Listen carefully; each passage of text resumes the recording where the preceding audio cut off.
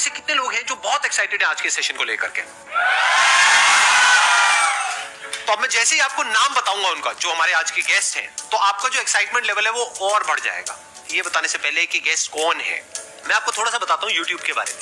YouTube में क्या है कि पूरे वर्ल्ड की अगर बात करी जाए तो करोड़ों चैनल्स हैं जो अलग अलग जॉनर्स में है, अलग अलग कैटेगरीज में है।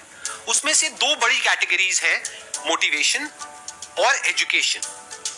पूरे वर्ल्ड में जो वर्ल्ड का नंबर 1 मोटिवेशन चैनल है वो मेरा है, और जो वर्ल्ड का नंबर 1 एजुकेशन चैनल है किसी इंडिपेंडेंट क्रिएटर का, वो उनका है, जो कि हमारे गेस्ट हैं। उनके 17 मिलियन से ज्यादा सब्सक्राइबर्स हैं। प्लीज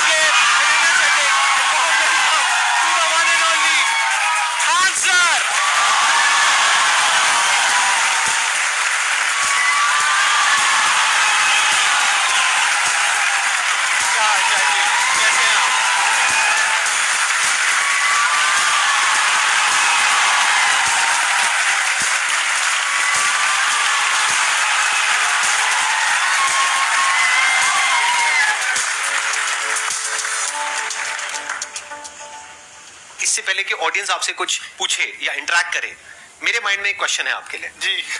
जो बच्चे हैं वो आपके इतने दीवाने क्यों हैं, इतने पागल क्यों हैं आपके पीछे? मतलब मेरे कमेंट सेक्शन में भरा पड़ा था, खान सर कब आएंगे, खान सर कब आएंगे। मतलब ऐसा क्या जादू कर दिया आपने बच्चों के ऊपर?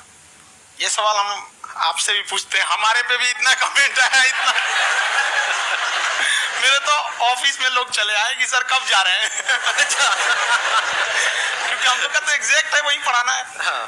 तो देखिए, हम लोग का मेन है कि बच्चों को जो जरूरत रहती है कि अगर लड़का पढ़ने आया है ना, उसके मन में कोई डाउट ना रह जाए। हम उसको कहते हैं कि हम तुम्हें पढ़ा रहे हैं, दम है तो भूल के दिखाओ, याद करके नहीं।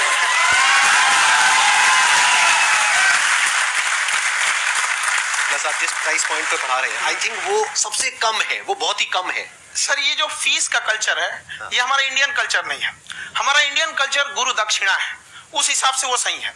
ऑक्सीजन जैसे जिंदगी के लिए जरूरी है, wैसे एजुकेशन जरूरी है। वो ये नहीं कह सकता कि पैसे की वजह से वो खान सर के यहाँ से लौट गया। क्या बात।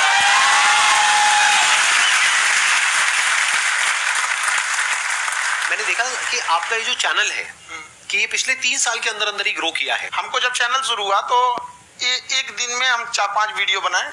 एक हमको कुछ आता, आज भी नहीं आता इतना, तो हम देख के कैमरा उमरा तो हम कंफ्यूज हो गए, बाप रे। तो हम एक ही दिन में वीडियो शूट किया, पढ़ाने वाला टॉपिक था हमको। उसके बाद कभी वीडियो नहीं, 6-7 वीडियो एक ही बार शूट कर लिए। और एक जो थे जिनका कैमरा वगैरह था, मेरे पास कैमरे भी नहीं थे उस टाइम, और कैमरा 35,000 का था, तो 6 महीना इसी में लग गया, जो 35,000 इसी में फंस जाएगा। तो उनके कैमरे से शूट किए, उन्होंने कोई चार्ज लिया, उसके बाद हम छोड़ ही दिए। लॉकडाउन लगा, तब हम कहें आप कैसे पढ़ाएंगे, वो तो 1 दिन 2 दिन करते करते अचानक लंबा हो गया। तब हमको लगा, याद आया कि ओहो, मेरा एक चैनल भी है वहां पे। तो उस समय उस पर लगभग 30,000 सब्सक्राइबर हो चुके थे। तो जैसे लॉकडाउन लगा तो उस पर पढ़ाना चालू किया, और पता नहीं क्या लोगों को पढ़ाई में इतना इंटरेस्ट आ गया कि आपका स्टाइल ऐसा है थोड़ा सा, आप आई थिंक पढ़ाई के साथ साथ में जो बीच बीच में आप थोड़ा बहुत छोड़ते रहते हैं ना, मतलब जो एंटरटेनमेंट चलता रहता है। ये बात हम देखिए, जब हम गुलाम थे ना, तो अंग्रेजों ने एक चाल चला था कि भारत को हम फिजिकली गुलाम रखेंगे 100-200 साल, मेंटली 1000 साल कर देंगे। उन्होंने पढ़ाई का मॉडल चेंज कर दिया। उन्होंने ऐसा डिजाइन किया कि टीचर की रिस्पॉन्सिबिलिटी है वो पढ़ा के चला जाए। टीचर की रिस्पॉन्सिबिलिटी यहाँ खत्म नहीं हो जाती। पढ़ाना तो कोई भी पढ़ा सकता है, टीचर की इससे बड़ी रिस्पॉन्सिबिलिटी होती है उसे समझाना। वो समझा कि नहीं समझा। अगर लड़का आपके समझाने के बाद डाउट रह गया तो ये आपकी गलती है। लड़का हमसे पूछता है, सर इतनी भीड़ है आपके पास, तो कहे सर डाउट कैसे पूछेंगे? हम कह रहे, तुम्हारा डाउट बचेगा तब ना पूछेगा तुम डाउट यहाँ पर।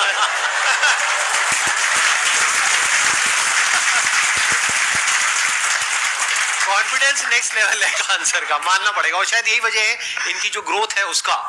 किसी ने शायद सपने में भी नहीं सोचा होगा कि पिछले 2 साल के अंदर अंदर जो आपके चैनल की ग्रोथ हुई है, जैसे आप खुद ही बता रहे हैं कि लॉकडाउन के टाइम पे आपके 30,000 के करीब सब्सक्राइबर्स थे, आज की डेट में 17 मिलियन है।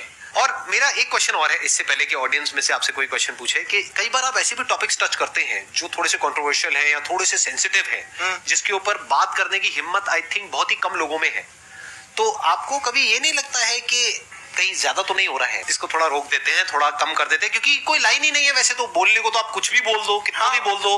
हुई है कंट्रोवर्सी बहुत बार। एक्चुअली बचपन से हमको फौज में जाना था, और फौज वालों के लिए ये सब मायने नहीं रखता। उसको करना है मतलब करना है, तुम सामने कुछ भी रहो, डजंट मैटर।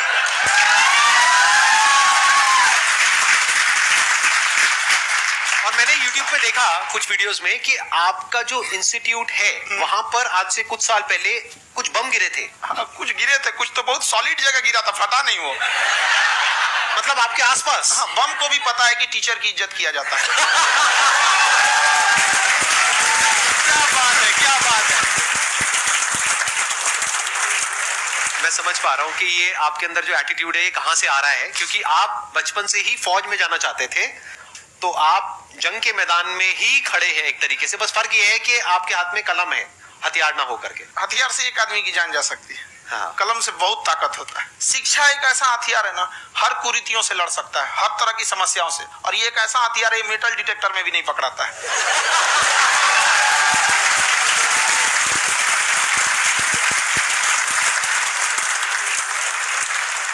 मेरा क्वेश्चन ये है कि अभी प्राइवेट ऑर्गेनाइजेशंस में पीटने का, पनिशमेंट का ये सिस्टम जो है खत्म हो गया है। हम आपके वीडियो में देखे हैं सर कि आप एक बड़ा सा रोल रखे रहते हैं। पुलिस वाला लाठी है वो, अब पुलिस वाला लाठी है और स्टेज पे बुला के बच्चों को उसी से धुनाई शुरू कर देते हैं मस्त एकदम से, है ना। तो सर मतलब कि बच्चे मतलब कि डरते नहीं है आपसे, और इस तरीके से कैसे कनेक्टेड हैं आपसे, है ना। और एक और क्वेश्चन सर, यूपीएससी का जो आप अपना बैच स्टार्ट करने वाले हैं, ठीक है, उसके बारे में बताइए सर, क्योंकि मुझे मतलब कुछ इशू करना है सर, ठीक है। और संदीप सर को देख लिए, मेरा तो वैसे ही हो जाना है।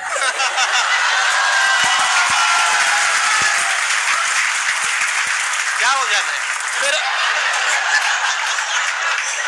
पूरा कंप्लीट करो। I'll be an IAS officer next year because I have seen you, sir. My day is like complete, sir. All the best. Thank you so much, sir. Thank you. पूरा बोला करो। Thank you. देखिए, लड़कों को जहां तक पीटने की बात है, जब पढ़ाने की बात आएगी तो उसको हम पूरे बेहतरीन ढंग से पढ़ाएंगे। लेकिन जब सजा देने की बात आएगी ना, तो वो भी बेहतरीन ढंग से होगा। ऐसा थोड़ी होगा कि बस एक ही चीज बेहतरीन ढंग से होगा। और डर का होना बहुत जरूरी है। ये डर भी अपने आप में एक मोटिवेशन है, क्योंकि जब आपके अंदर एक थोड़ा सा डर रहे ना, तो डर के भागिए मत। एक ऐसा डर जिसको आप लगे कि नहीं नहीं थोड़ा सा और करने की जरूरत है, फिर तो ये हम इसको क्रॉस कर जाएंगे यहाँ पर। तो लड़कों के अंदर ये डर बनाना भी जरूरी रहता है। और रही बात यूपीएससी वाले की, जो आपने बोला, बहुत सारे लड़के वेट कर रहे हैं यूपीएससी की, क्योंकि 2-2.5 लाख फीस सारे लोग एफोर्ड नहीं कर सकते। और हमारा वही रहता है, हम तो ज्यादातर हमारे स्टूडेंट देखेंगे तो किसी के रिक्शा वाला, सब्जी वाला, यही लोग, इनको तो 2.5 लाख रुपए इनके पास पूरी संपत्ति नहीं होती है, फीस कहाँ से भरेंगे वहां पे, उसके बाद रहेंगे कहाँ से। तो ऑल ओवर इंडिया से, कश्मीर से कन्याकुमारी तक, गरीब से गरीब भी लड़का उसको पढ़ सकता है। यही कुछ 1000 रुपये मंथली, 12-14 हजार साल का पड़ेगा, खत्म हो जाएगा इतना में।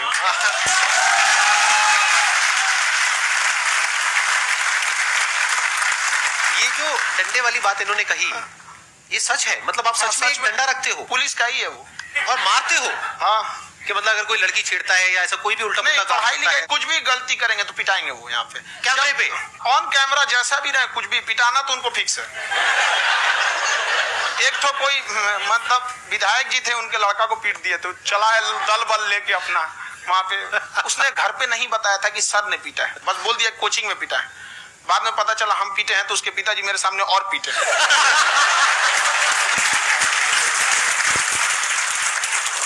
सर आपका सबसे बड़ा डर क्या है आप दोनों का? फौजी को डरे नहीं लगता है, बाकी अफसर से पूछिए। आज के सेशन से पहले कोई डर नहीं था, लेकिन अब मुझे इनकी डंडे वाली कहानियां सुन करके डर लग रहा है कि कहीं मैंने गलती से कुछ बोल दिया, ऐसा और नहीं, इन्होंने कहीं पीछे कुछ रखा हुआ है और यहीं आ करके अगर इन्होंने मेरी पिटाई कर दी तो बहुत बुरा हो जाएगा। तो इसलिए हमको थोड़ा डर लग रहा है।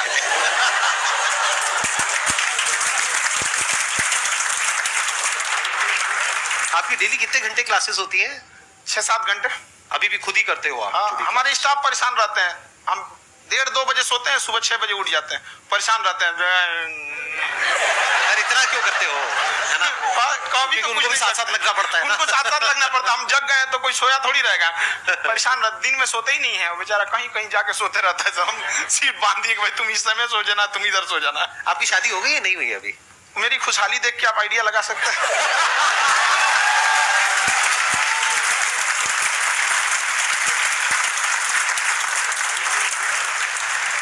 First of all I would like to say sir thank you so much to you and to your team कि आपने मुझे यहाँ आने का मौका दिया। एंड सर अब तक मैंने आपको सिर्फ फ़ोन या लैपटॉप में ही देखा है दोनों को, आज फर्स्ट टाइम लाइव देख रही हूँ तो बहुत अच्छा लग रहा है।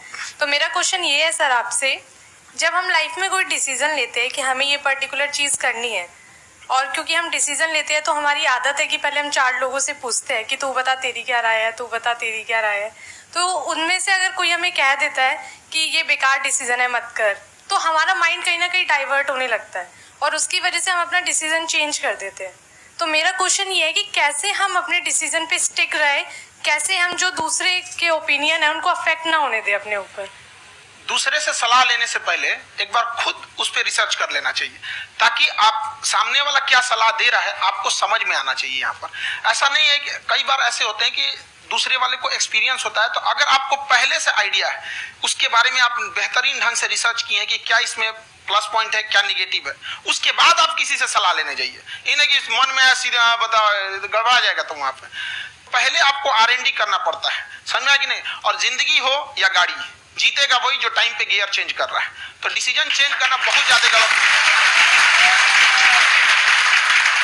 इन्होंने बहुत अच्छी बात कही है और मैं इसी बात पे थोड़ा सा और ऐड ऑन करूंगा कि ये जो आपने कहा ना कि अपने डिसीजन पे स्टिक कैसे रहें, ये कोई अच्छी क्वालिटी नहीं है, क्योंकि टाइम टू टाइम आपको अपने डिसीजंस को चेंज करना होता है। जैसे आपने 4 लोगों से डिस्कस किया, कोई इंसान कुछ पॉजिटिव बोल रहा है, कोई नेगेटिव बोल रहा है, उससे फर्क नहीं पड़ना चाहिए। डिपेंड ये करता है कि वो जो बोल रहा है उसका बेसिस क्या है। क्या वो किसी नॉलेज या एक्सपीरियंस के बेस पे बोल रहा है या ऐसे ही कुछ भी बोल रहा है? ऐसे ही बोल रहा है तो फिर उसकी बात पे ध्यान क्यों दे रहे हो? अगर किसी नॉलेज या एक्सपीरियंस के बेस पे बोल रहा है, फिर चाहे वो पॉजिटिव बोल रहा है चाहे नेगेटिव बोल रहा है, दोनों ही मायने रखता है। उसके बाद में रिसर्च करनी है और फिर रिसर्च करने के बाद में फाइनल डिसीजन अपना खुद का होना चाहिए। अब वो डिसीजन उससे अलग भी हो सकता है जो आपने पहले लिया था, और वो सेम भी हो सकता है। सर मेरा क्वेश्चन दोनों से है आपसे, how to deal procrastination and laziness. हमारा ब्रेन है ना, ये बहुत आलसी टाइप का, इसको आराम खोजना पसंद है। अब थोड़ा सा भी अब इसको आराम की ओर लेके चलेगा ना तो फिर उधर ही रहेगा। अब सोचेंगे 10 मिनट आराम कर लेते हैं ना, तो 10 मिनट 2 घंटा बना देगा। उसको टॉर्चर कीजिए, चल 10 मिनट बाद में। उसको आप उस पर हावी में, वो कह रहा है कि हमको आराम चाहिए, आपको हाँ आराम मिलेगा, पहले काम फिर मिलेगा आराम। तो आप उसके हिसाब से मत चल। आपका मन कर रहा है थोड़ा सा देख लेते हैं, कोई नोटिफिकेशन आया, आप कोई काम कर रहे हैं, क्यों पहले काम कर लीजिए, बाद में देखिएगा ना नोटिफिकेशन। आप हावी मत होने दीजिए यहाँ पे। अगर आप 5 मिनट भी थोड़ा सा लूज पड़े ना, थोड़ा सा कमर सीधा कर लेते हैं, 2 घंटा बर्बाद कर दिया आपको। हावी मत होने दीजिएगा उसको अपने ऊपर। प्रोक्रेस्टिनेशन को तोड़ने का एक ही तरीका है, सबसे छोटे लेवल पे ले जा करके उस गोल को तोड़ दो। यानी वो गोल बहुत बड़ा है, उसको ब्रेक डाउन करो, उसके सबसे पहले स्टेप पे आ जाओ कि उसको अचीव करने का सबसे पहला स्टेप क्या है। जैसे गाड़ी चलाना सीखना है, उसका सबसे पहला स्टेप क्या है? अगर घर में कोई नहीं है सिखाने वाला या सिखाने वाली, तो बाहर जा करके जो गाड़ी का ड्राइविंग स्कूल है उधर जा करके पैसे दे दो। अब फंस गए ना तो फंसा दो अपने आप को। दिमाग ये लगाओ कि अपने आप को कैसे फंसाया जाए। जब हम फंस जाते हैं ना तो फिर हमको वो काम करना ही पड़ता है। Then there is no looking back। जब तक आप सोच रहे हो तब तक सोच रहे हो, उसको बोलते हैं पैरालिसिस ऑफ एनालिसिस, कि आप सोचते चले जा रहे हो अपने माइंड में, मैं ये करूंगा वो करूंगा वो करूंगा वो करूंगा, और प्रोक्रेस्टिनेट हो रहा है, वो चीज टलती चली जा रही है। तो उसको छोटे से छोटे लेवल पे ब्रेक डाउन करके उसको कर दो, दैट इज नंबर 1। और जैसे ही करना शुरू करते हो, कोशिश करो कि उसको जब तक कि आप सही से नहीं कर लेते हो उसको छोड़ना नहीं है, तो आपकी लेजीनेस भी खत्म हो जाएगी। कई लोगों को तो हमने देखा जो सप्ताह में कुछ भी नहीं करता वो भी संडे को आराम कर रहा है।